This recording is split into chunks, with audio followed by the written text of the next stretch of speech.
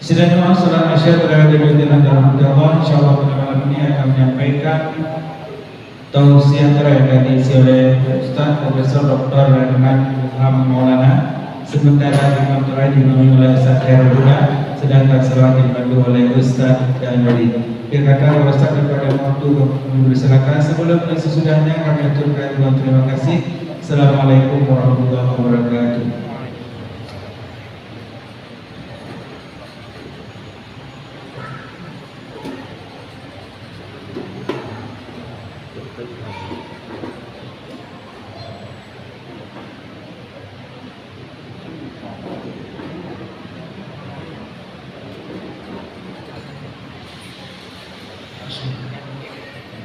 Assalamualaikum warahmatullahi wabarakatuh.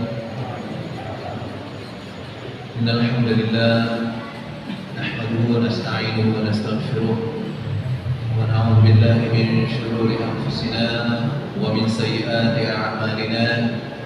May yahdihillahu fala mudilla lahu wa may yudlil fala hadiya lahu. Allahumma shalli wa sallim ala sayyidina Muhammadin wa ala alihi wa sahbihi wa man tabi'ahu bi ihsanin ila yaumil qiyamah. Sidang jamaah Isya Tarawih dan Witir dirahmatullah subhanahu wa ta'ala, kita bersyukur tak henti-henti untuk nikmat yang Allah berikan kepada kita sampai hari ini. Allah panjangkan usia, Allah sehatkan kita, Allah beri kita hidayah yang membuat kita masih berada di dalam Islam dan di dalam iman. Dan alhamdulillah kita masih sangat nyaman. Tidak ada rasa keterpaksaan, tidak ada rasa yang membuat kita susah dengan Islam yang Allah berikan kepada kita. Karena memang Allah janji, yuridullahu bikumul yusra wa la yuridu bikumul usra. Allah berkehendak untuk memberikan kemudahan bagi kita. Itu keinginan Allah. Allah tidak berkeinginan untuk menyusahkan. Maka apapun yang Allah suruh itu murni karena Allah ingin kemudahan bagi kita, bukan untuk menyusahkan.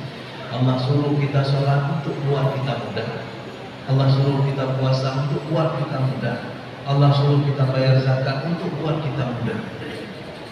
Tapi karena ilmu kita yang tidak cukup untuk memahami, maka kita tidak tahu apanya yang mudah. Ketika kita sholat apa yang mudah, ketika kita puasa apa yang mudah, ketika kita mengeluarkan infak, zakat dan sebagainya apa yang mudah. Pelan dari hari demi hari, satu demi satu, itu terbukti. Orang-orang yang berilmu pengetahuan mencoba meneliti apa hubungannya sholat dengan kehidupan, apa hubungannya puasa dengan kehidupan, apa hubungannya zakat. Ternyata memang semuanya membawa kebaikan. Sholat itu memang untuk kita sendiri. Puasa juga demikian. Kata Allah, wa antasumu khairul lakum. Puasa itu lebih baik untuk kalian, bukan untuk Allah. Allah tidak butuh puasa kita. Di dalam ayat yang lain lebih tegas lagi Allah menyampaikan, ya ayyuhan nas, hai manusia, antumul fuqara ilallah. Kalianlah yang membutuhkan. Wallahu, sedangkan Allah huwal ghaniyyul hamid. Allah itu maha kaya, Allah maha terpuji. Artinya apa? Kalian tidak sedekah, Allah tetap kaya. Kalian tidak zakat, Allah tetap kaya. Yang sering kita dengar anjuran dari panitia pembangunan masjid untuk mengumpulkan infak. Apa kita pikir Allah miskin, Allah tak mampu bangun masjid ini? Oh tidak.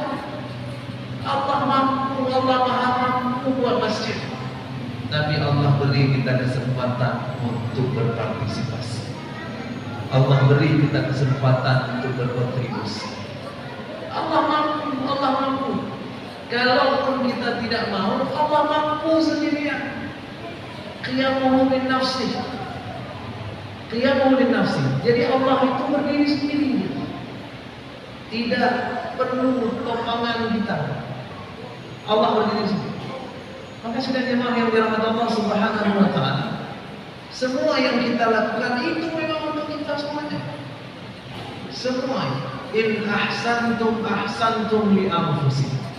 Apapun yang baik yang kalian lakukan itu balik kepada diri kalian. Sholat balik kepada kita, puasa balik kepada kita, zakat, sedekah dan sebagainya semua balik kepada kita.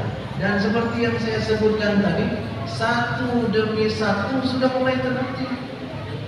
Bahkan puasa, salah seorang peneliti di Jepang itu dapat Nobel, penghargaan tertinggi dalam ilmu pengetahuan, karena dia meneliti tentang puasa. Apa yang dia teliti? Apa hasil penelitiannya? Dia mendapatkan bahwa ternyata puasa itu memiliki proses autofagi. Apa autofagi? Dia sel memakan dirinya sendiri. Ada dalam tubuh kita sel sehat dan sel sakit. Semua kita punya itu. Ada bagian tubuh yang sakit, ada bagian tubuh yang sehat. Bagian tubuh yang sakit itu ketika dibuat lapar, tidak dikasih makanan, nggak sanggup dia bertahan. Karena waktu ada makanan aja sakit, apalagi waktu makanan dihentikan. Sedangkan sel sehat dia mampu bertahan.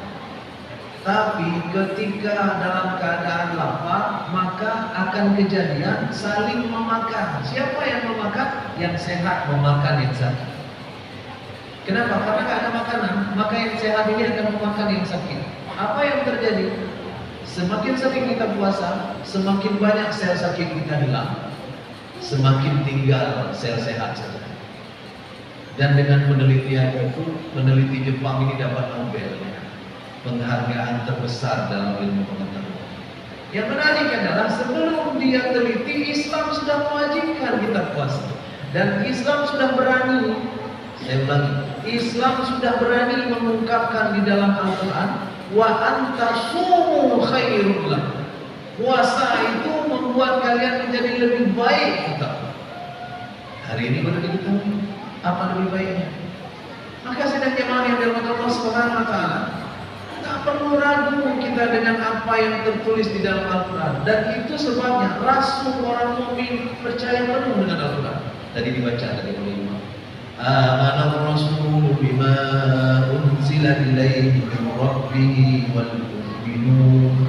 Beriman Rasul kepada apa saja yang Allah turunkan kepadanya, orang mukmin juga ikut. Maksudnya apa? Al-Quran itu diimani oleh Rasul tanpa kecuali, semua ayat diimani. Padahal waktu itu 1500 tahun yang lalu ketika Al-Quran turun, itu mereka belum paham lagi kenapa ini, kenapa itu. Ada banyak sekali ayat-ayat Al-Quran yang baru terbukti sekarang. Tapi pada saat itu, kenapa mereka percaya? Sederhana saja. Karena itu mereka percaya kepada Allah Subhanahu wa taala, maka semua yang berasal dari Allah mereka percaya. Itu sebabnya ada istilah kemudian di dalam surat ujung surat Al-Baqarah tadi, wa qalu sami'na wa ata'na. Mereka berkata, apapun yang kami dengar, kami akan percaya dan kami akan taat kepadanya. Dan itulah yang membuat suatu ketika Abu Jahal kehilangan harapan. Waktu Muhammad SAW pulang dari Isra Mi'raj, Muhammad SAW bercerita kepada orang-orang, bahwa aku tadi malam baru berangkat ke Masjidil Aqsa, naik ke Sidratul Muntaha, balik ke Masjidil Aqsa, balik ke Masjidil Haram dalam satu malam saja. Apa kata orang-orang? Gak mungkin, gak logis. Sebagian bahkan berani mengatakan kamu bohong. Yang kagak. Abu Jahal merasa mendapatkan kesempatan untuk membuat orang-orang murtad dari agama Islam yang sudah masuk supaya keluar. Maka Abu Jahal mengumpulkan orang sebanyak-banyaknya untuk mendengar pidato Sallallahu Alaihi Wasallam. Ketika orang berkumpul ramai-ramai, Abu Jahal masih mencoba mengabsen siapa yang belum ada, siapa yang belum ada. Dan Abu Jahal menyadari bahwa orang yang sangat percaya kepada Muhammad justru tidak ada di situ. Abu Bakar. Abu Bakar tidak ada dalam kerumunan. Apa yang dilakukan Abu Jahal? Dijemput Abu Bakar ke ladang. Dicari sama Abu Jahal, mana Abu Bakar? Abu Bakar harus dengar. Ditarik di tangannya Abu Bakar, dibawa ke tempat itu. Muhammad SAW disuruh cerita ulang. Muhammad ceritakan kembali. Muhammad SAW kemudian menceritakan kembali, didengar oleh Abu Bakar. Belum lagi selesai Abu Bakar mengungkapkan sesuatu, Abu Jahal langsung ngomong, ada kamu dengar ini dia bicara? Kan sudah lama aku bilang dia bilang. Nah sekarang kamu dengar kan? Dia idenya aneh. Masa dia bisa terbang ke sana, terbang ke langit, pulang lagi dalam satu malam saja? Enggak mungkin. Sudah aku bilang, dia bilang. Kamu tidak percaya. Itu dibilang Abu Jahal kepada Abu Bakar.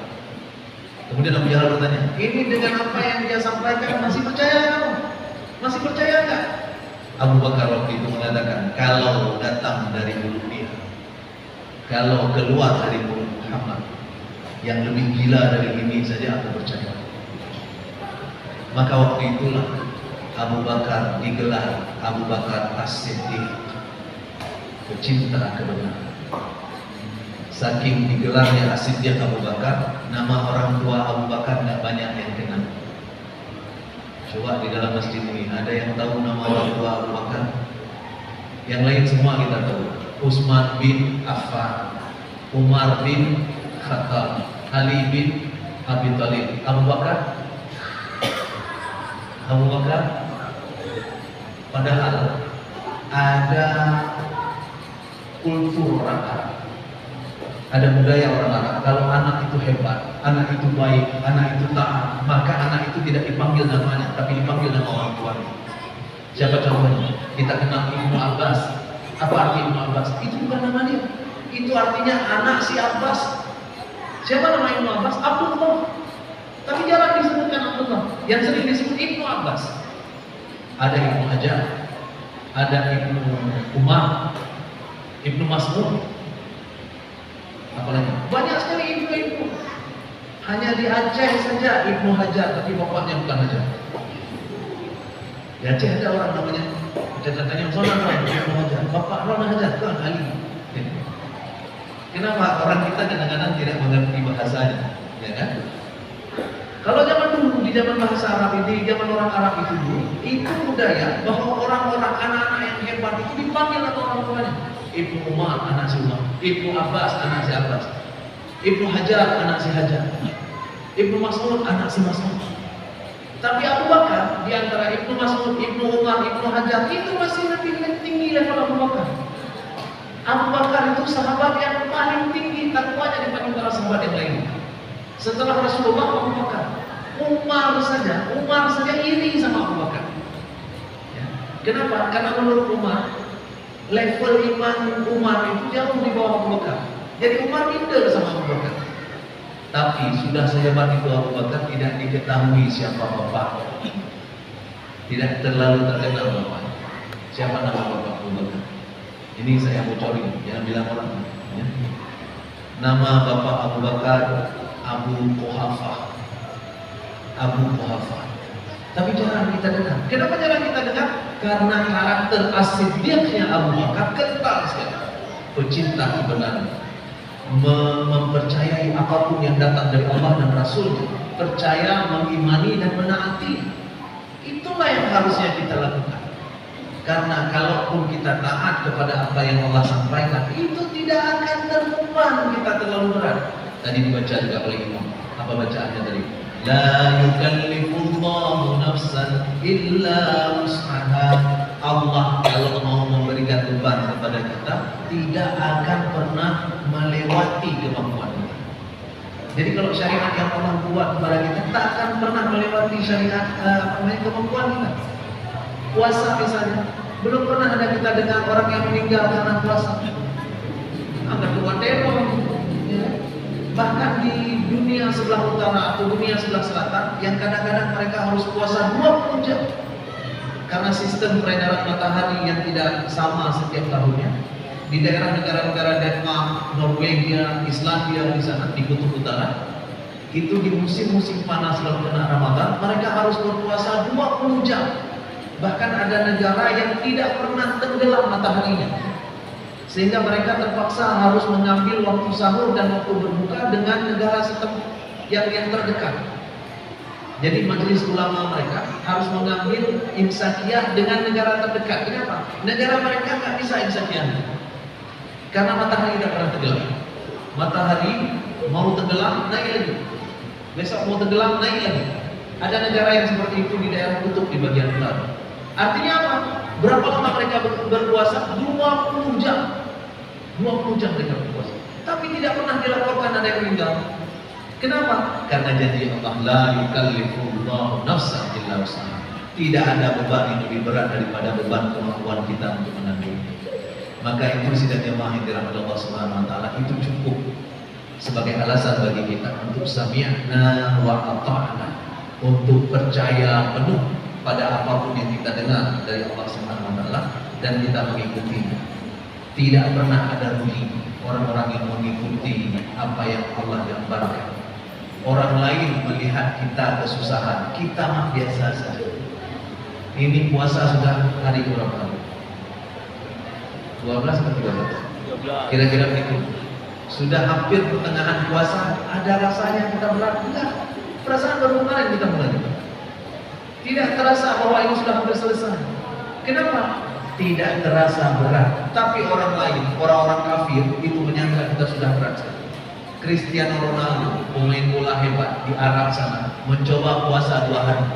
Tidak dengan niat lillahi ta'ala. Dia berpuasa 2 hari hanya ingin mencoba karena kawan-kawan satu klub sepak bolanya ikut puasa. Apa yang dia lakukan kemudian? Setelah 2 hari dia mencoba, dia nyerah. Nggak sanggup, berat kali rupanya. Kenapa berat? Karena dia tidak ditombak oleh lillahi ta'ala. Maka itu sidang jemaah yang dirahmati Allah Subhanahu wa taala, iman tadi, percaya kepada Allah memberi kita energi ekstra yang tidak bisa dilihat oleh orang kecuali mereka mencoba. Itu sebabnya semakin dalam kita masuk ke dalam iman, semakin indah rasanya, semakin enak rasanya. Karena janji Allah, yuridullahu bikumul yusra wa la yuridu bikumul usra. Allah menginginkan kemudahan, tidak menginginkan kesulitan bagi kita. Mudah-mudahan meyakinkan, ini ceramah singkat ini meyakinkan kita untuk percaya penuh kepada apapun yang Allah perintahkan tanpa harus mempertanyakan kenapa begini, kenapa begitu. Sami'na wa ata'na. Apapun yang kita dengar, kita patuhi dan kita coba untuk menaati. Amin ya rabbal alamin. Mohon maaf jika ada kekurangan kesilapan dalam penyampaian. Subhanallahumma wa bihamdika, asyhadu an la ilaha illa anta, astaghfiruka wa atubu ilaik. Assalamualaikum warahmatullahi wabarakatuh.